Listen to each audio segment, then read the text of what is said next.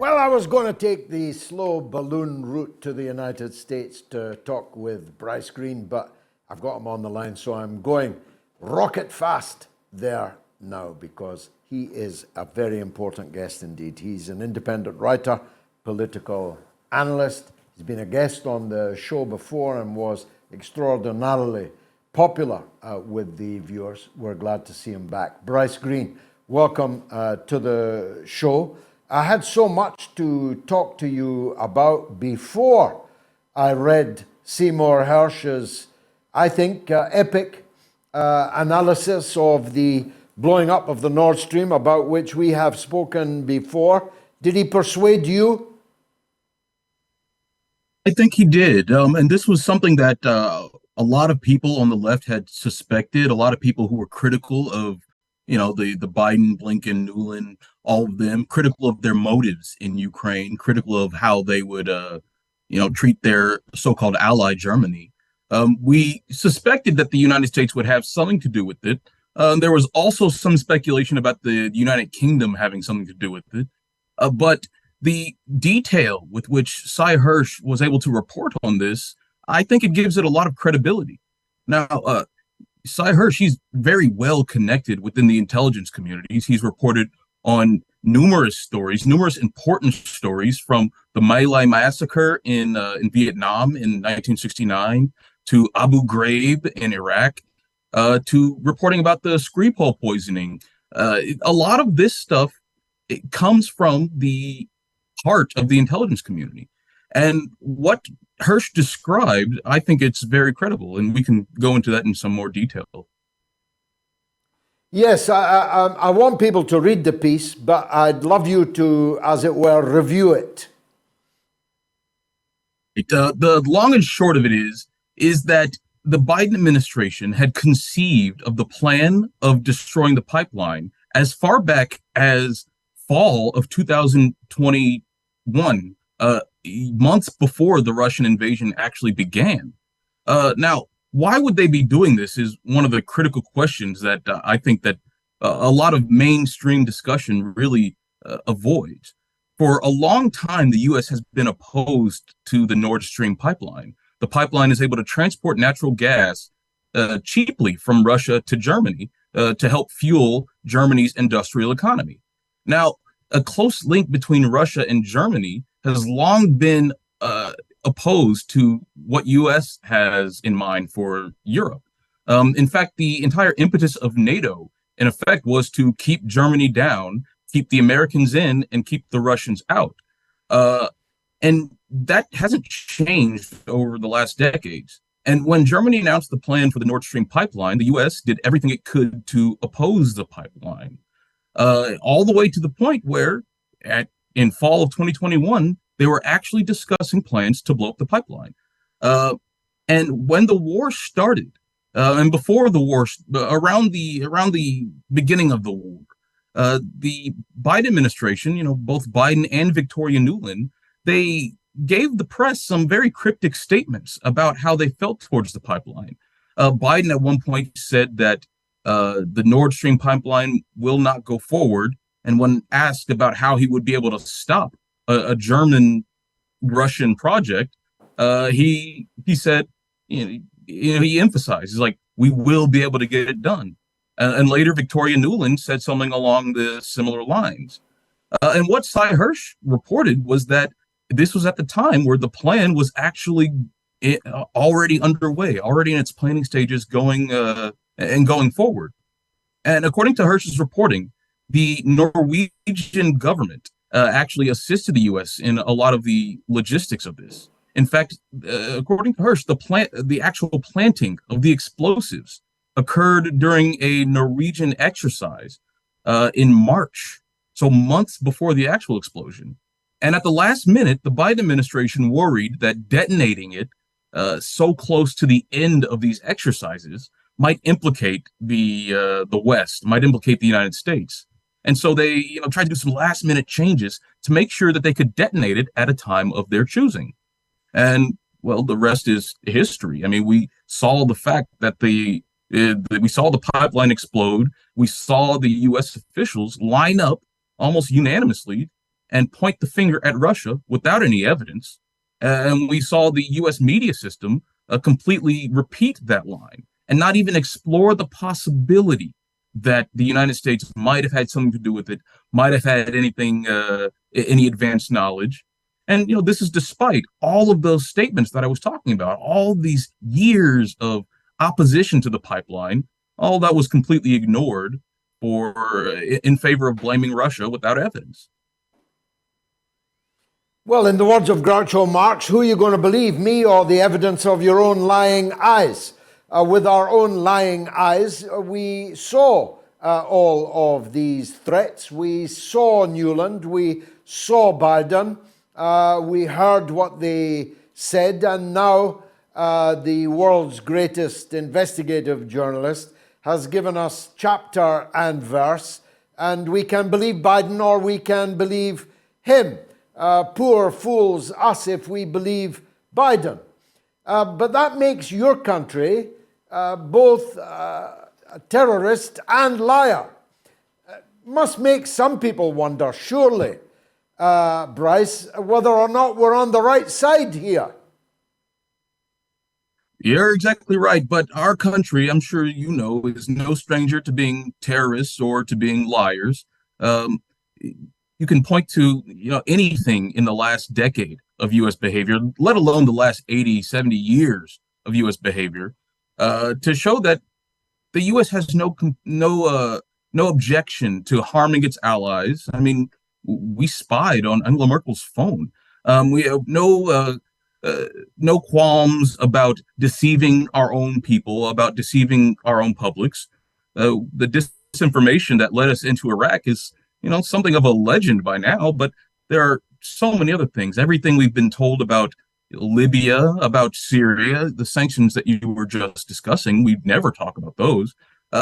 So everyone who blindly follows the lines of, anonymous U.S. officials or officials from the intelligence community, well, they're participating in a grand deception in American society that allows U.S. power to legitimize itself by distorting reality and, in a sense, creating their own reality for the American viewers, for American media consumers, for American voters.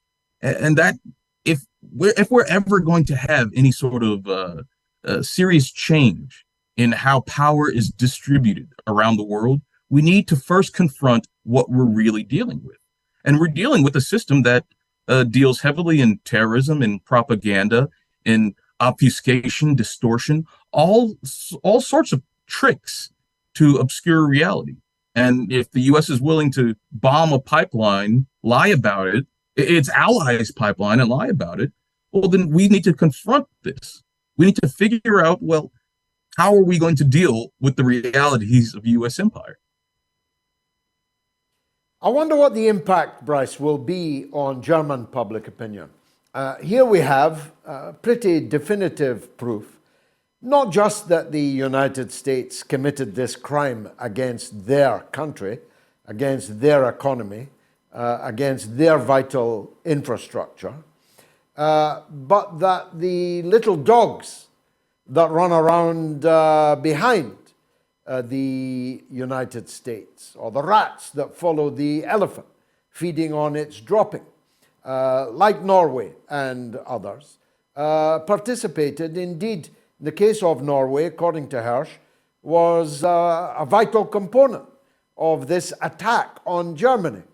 You wonder, don't you, what the impact on German public opinion this will have? Have they no dignity left? I've always wondered how Germans have been able to be subjugated by the Americans for so long when it's so obvious that that's what the U.S. is doing. In fact, this entire war was started in part because of this desire to separate Germany and Russia so that Germany could not have the access to the cheap LNG, the cheap natural gas from Russia to feed its manufacturing sector. In fact, this was actually discussed in a RAND report from 2019. This same RAND report, your listeners and viewers might be familiar with this. This is the one that suggested that the best way to overextend Russia would be to pour weapons into Ukraine, even though the report acknowledged that that may cause Russia to invade. Uh, Another section of that report said that part of the critical objectives of the U.S. should be to get Europe off of Russian natural gas and to put it on American natural gas. And you can see American uh, natural gas companies; their profits are through the roof, so they're happy. But you're seeing headlines in the business press about how Germany's manufacturing sector is suffering, how it's at a serious risk point. And so at some point you have to wonder, why are they letting this happen? And it seems that Germany was actually very hesitant about getting involved in this entire proxy war to begin with. They were very hesitant to send the Leopard tanks, which they just sent, and they didn't do it until the U.S. agreed to send its own tanks. And even if you go back earlier in the war, you can find a lot of resistance to the U.S.-led proxy war on behalf of Germany. And I suspect it's because a lot of them understand what's happening to them. And I don't know why. There's a lot of stuff going on that I'll never be privy to. But for some reason, they're unable to break this hold that the U.S. has over them. And in fact, just last week, German officials were quoted in the press as saying that they're open to the possibility that the West was behind this attack. And so that's starting to be discussed openly. And then this morning, you have Seymour Hirsch's piece drop. I can only imagine the conversations that are going on between German and American diplomats, and also between Germans themselves. How are they going to handle their country after their sovereignty has clearly been challenged by the United States? It was threatened before, but now it's been directly challenged. It will be interesting to see how this turns out, to see whether or not the German people will accept that their government is going to kowtow to the United States, or are they going to assert their own sovereignty? Are they going to assert their own right to make a deal with Russia if they decide to make a deal with Russia, China, the U.S. enemies? Are they going to be able to conduct diplomacy as a sovereign nation, or are they going to be chained to the United States for the foreseeable future? And that's a serious question that has a lot of bearing on the future of Europe as an entity in general. Yeah, they're open to the possibility that bears defecate in the woods and that the Pope might be a Catholic also. Now, you had a narrow escape, Bryce, from a big white Chinese weather balloon, and the president reviewed the State of the Union. How is the State of the Union this morning? I got to be perfectly honest. I didn't even watch Biden's State of the Union, mostly because I don't find those talks to be especially useful. They're usually trying to rally Americans behind some vague foreign threat. And in this case, the threat was China. In fact, I did see a headline that said that Biden believes that fighting China will unite us all, and that's the cure to America's polarization problem. And part of this whole spectacle of the balloon was a way to sort of crystallize American public opinion against China. Now, there are all sorts of questions about how this balloon got as far as it did. There are reports that similar balloons have actually appeared over the United States. I believe it was 3 during the Trump administration, but no one really made a big deal about it. And they made a big deal about this one. They sent a warplane to shoot it out of the sky. And one of the troubling things about this is, an F-22. One of the troubling things about this is that we learned, I can't remember the paper that reported this, but we learned that China had refused a call from the Pentagon after the downing of this balloon. Well, that's interesting, but why did the U.S. only try to call after the downing of the balloon?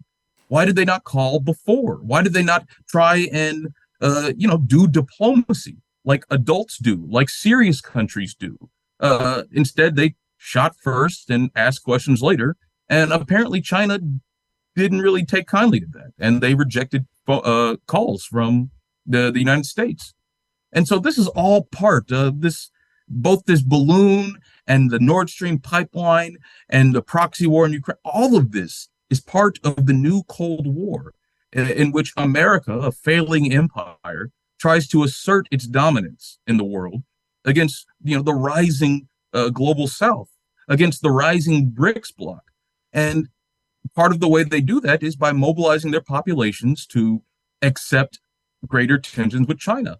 And you see it in the military planning. I mean, there were just war games. High level generals and the big imperial planners. They got together and they gamed out what would happen in the event of a Chinese attack on Taiwan. Something that would only happen if the U.S. continued doing what it's doing now.